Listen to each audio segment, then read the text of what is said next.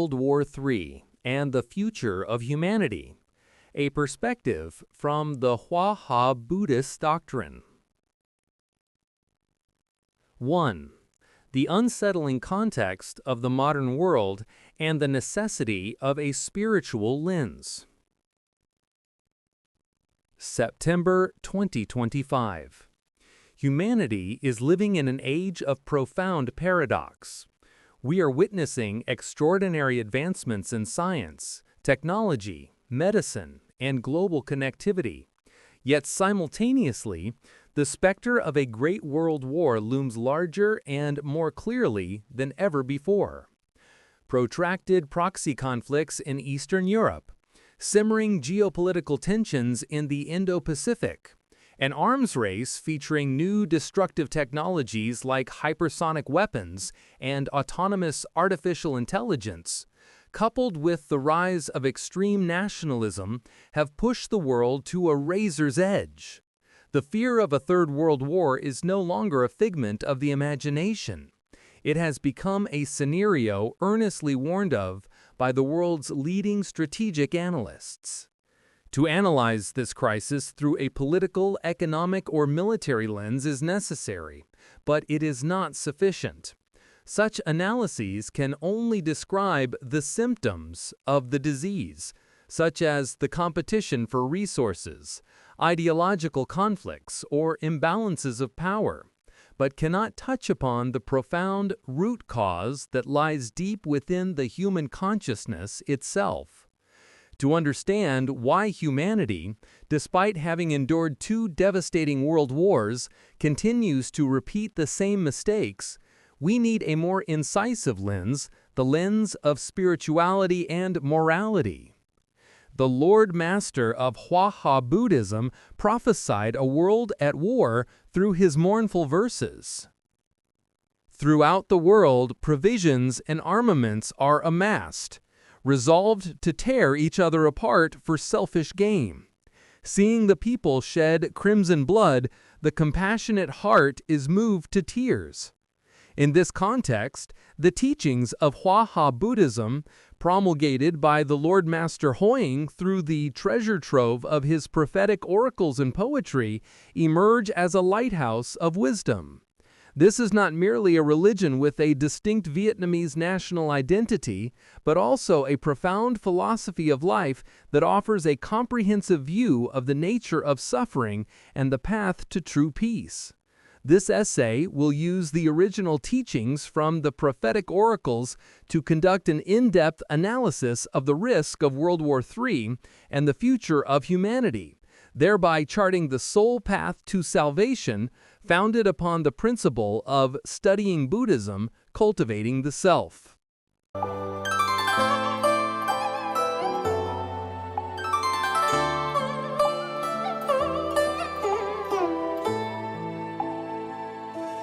Two, diagnosing the root cause of conflict, the 3 karmas and 10 evils operating on a global scale. Buddhist doctrine clearly states that all human actions, whether wholesome or unwholesome, originate from 3 sources, known as the 3 karmas: body karma, actions committed by the body; speech karma, actions committed by the mouth and tongue; and mind karma, actions committed through thought. These 3 karmic streams are the cause of humanity's commission of the 10 evil actions. A world war, with its unimaginably horrific scale, is the ultimate manifestation of the 3 karmas and the 10 evils when they are amplified to a national and global level. A. Mind karma, the root of all wars: greed, hatred, and delusion. Of the 3 karmas, mind karma is the source of all else. It gives birth to the 3 poisons that devastate the human soul and the world: greed, tham lam; hatred, san no; and delusion, mê si. Greed, tham lam. The Master taught emphatically, the nature of greed has caused humankind to endure immeasurable suffering, war, robbery, murder. Greed for fame, for profit, for sensual pleasure, for wealth, for power, for status. These things have pushed humanity into countless vicious struggles, creating cataclysms of celestial proportions. This teaching perfectly illuminates the reality of world politics. The strategic competition between great powers is in essence a struggle for control over resources, oil, gas, rare minerals, trade routes, and economic and technological dominance. This greed is veiled by euphemisms like national security or strategic interests. But its essence remains selfishness, the desire to seize and to dominate, just as the master described. They compete and contend, clawing and tearing at one another. Seeing worldly possessions, their hearts burn with desire to seize them. The global arms industry, which profits in trillions of dollars from war, is a monstrous manifestation of collective greed. Hatred, sanno. The fire of hatred incinerates empathy and reason. The master explained the temperamental nature often incites people to commit unjust and unlawful acts, to kill and create vendettas. The victor is arrogant, the vanquished is resentful, and so hatred spreads ever wider. On an international level, hatred manifests as extreme nationalism, historical animosities, constantly stoked by politicians, and racial or religious discrimination. The propaganda machine of war works at full capacity to dehumanize the adversary, turning the people on the other side into enemies who must be annihilated. When anger erupts, it drives a person to madness, stripping them of self-control, turning them violent and ferocious, no longer mindful of fairness, right, or reason. The cycle of violence thus continues, sowing suffering from one generation to the next. Delusion, may see? The master defines delusion as the evil that arises from a lack of judgment, a lack of reflection. Because of it, one can hardly distinguish right from wrong, stubbornly clinging to flawed, narrow views, refusing to recognize the truth. This is the most dangerous poison, the darkness that shrouds both greed and hatred. Delusion leads nations to believe that an arms race will bring security, that nuclear weapons can preserve peace.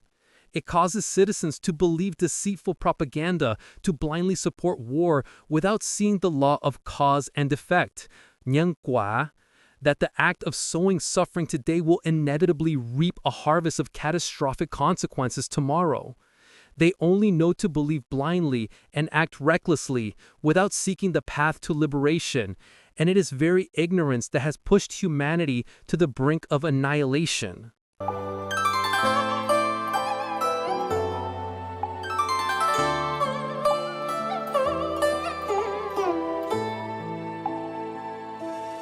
B. Body karma and speech karma, the concrete manifestations of war. From mind karma, body karma and speech karma manifest as concrete actions composing the entire portrait of war. First, killing. War is the act of killing on an industrial scale. The master specified, humans kill one another for money, for beauty, for fame and gain, for power, for vengeance, for the desire to win. That is, they kill for the benefit of one person, one group, one social class, or one nation.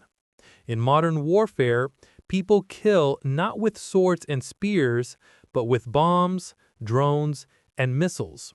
The level of destruction is tens of thousands of times more horrific. Second, stealing. On the international stage, stealing is the act of invading territory, plundering resources, and imposing unjust economic policies to exploit weaker nations. It is the act of wanting to eat without working, wanting to be clothed without toiling on a global scale. Third, speech karma. The four evils of speech karma are the primary tools of psychological warfare and propaganda. Divisive speech. How powerful forces sow discord among peoples. Haughty speech. Using one's position to curse and insult. Is the tone of great powers when imposing their will on smaller countries. Malicious speech, cruel and vulgar language, is the language of hatred that dehumanizes the opponent. False speech, lying, is the foundation of all disinformation and fake news in wartime. The master taught that the tongue has created divisions, conflicts, and shattered the solidarity and loving-kindness among humankind.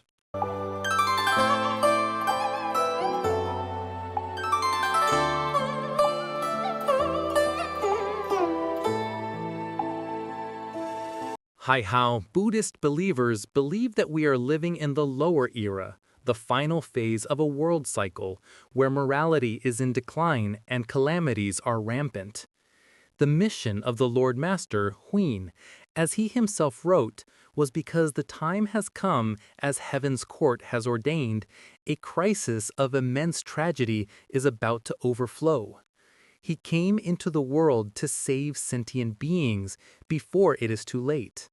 Therefore, his prophetic oracles should not be seen as fatalistic curses, but must be understood as the compassionate warnings of a merciful being, a precise diagnosis of the sickness of our age. He vividly described a desolate vision, one that closely mirrors what a world war could unleash. Across the world, homes are shattered, villages and hamlets sparse and desolate. All that was nurtured and cherished for so long, now annihilated for a new era to be established. Or these verses, heralding an earth-shattering cataclysm. Misery, fire, smoke, and blades of war. Europe and Asia in chaos stained with crimson blood. The people are drunk on the scent of wealth and prestige. Hereafter they shall be snared in a state of torment. The depiction of scenes where corpses lay strewn across the fields and crimson blood dyes the earth is not meant to sow useless fear, but to awaken the human conscience so that we may learn to fear the consequences of the evils we commit and promptly repent, reform, and do good. From the Hòa Hảo Buddhist perspective, World War III, should it occur, would be a great filtering by the law of cause and effect, a trial by fire to purge all that is wicked and cruel. It is the moment when the celestial court has judged and heaven's law exacts its punishment, because those of good spiritual foundation are few, while the sinful are far too many.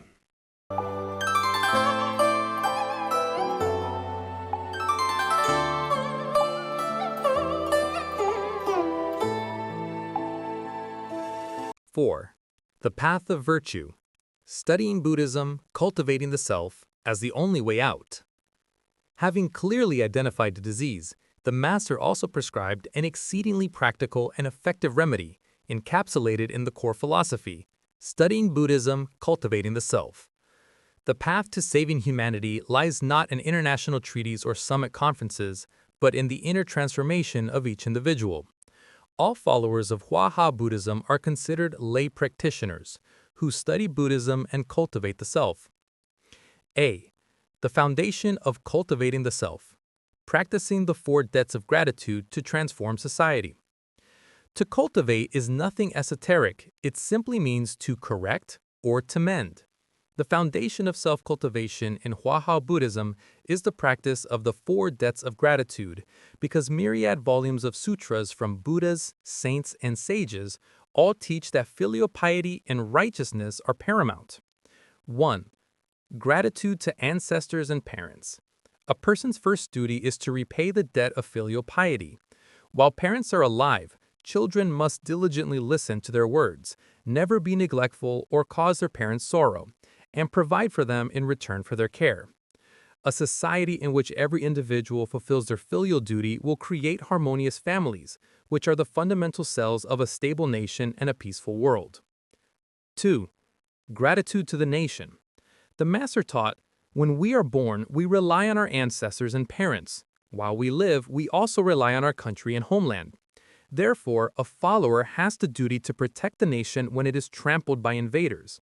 However, this patriotism must be coupled with reason.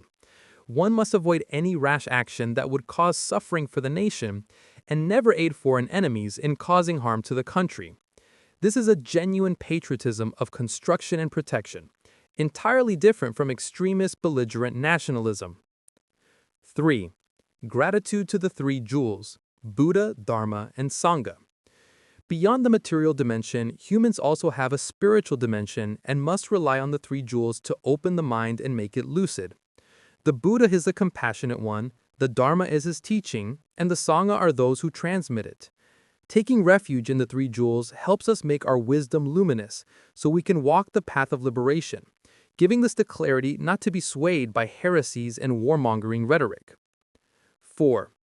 Gratitude to our fellow countrymen and to all of humanity. This is the pinnacle of the philosophy of peace in Hòa Hảo Buddhism and the direct antidote to the seeds of war. The master taught that from the moment of birth, a person must rely on the help of those around him. Those people are our fellow countrymen. Furthermore, he expanded this love to encompass the entire world. Beyond our countrymen, we also have the world of people who are toiling diligently to provide us with our essential needs. They are humanity. He affirmed, the compassion and universal love of the Buddha. It is without shore or harbor. It does not distinguish skin color. It does not distinguish race. For this very reason, we have no legitimate cause to, for our own sake or for the sake of our countrymen, inflict harm on other peoples. When every individual and every nation is imbued with this great debt of gratitude, seeing all of humanity as brothers and sisters, war cannot possibly exist.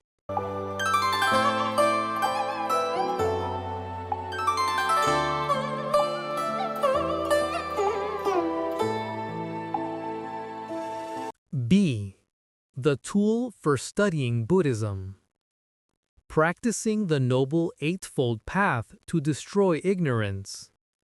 If the 4 debts of gratitude form the ethical foundation, then the Noble Eightfold Path, Bakchan Dao, is the way, the method of practice to reach enlightenment and peace.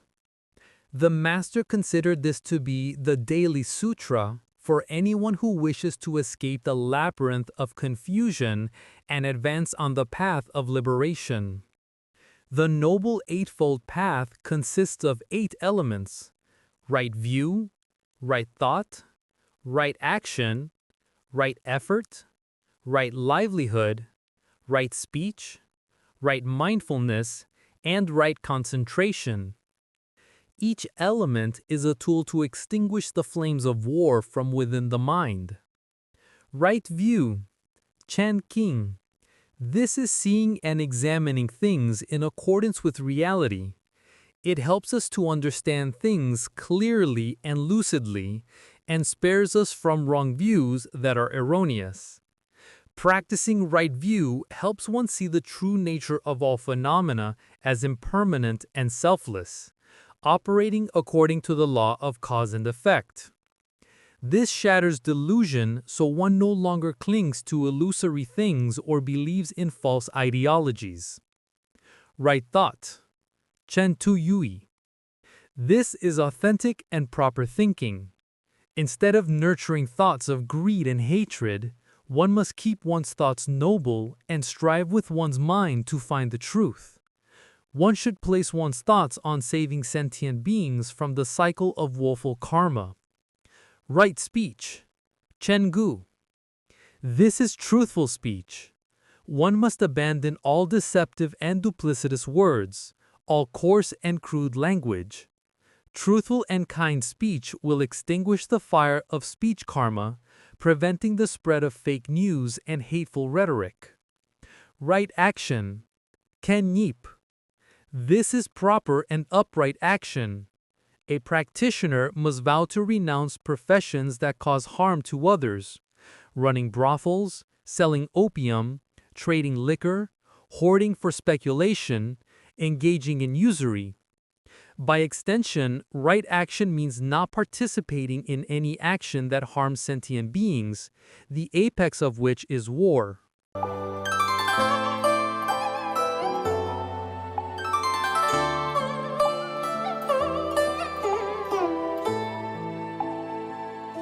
Five. Conclusion. The future lies in humanity's choice and the hope of the Dragonflower Assembly. From the perspective of Hòa Hảo Buddhism, a third world war is not an inescapable destiny.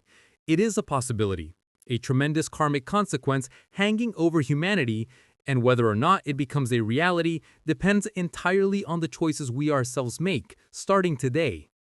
The prophetic oracles of the Lord Master Huang are both a stern warning and a hopeful guide.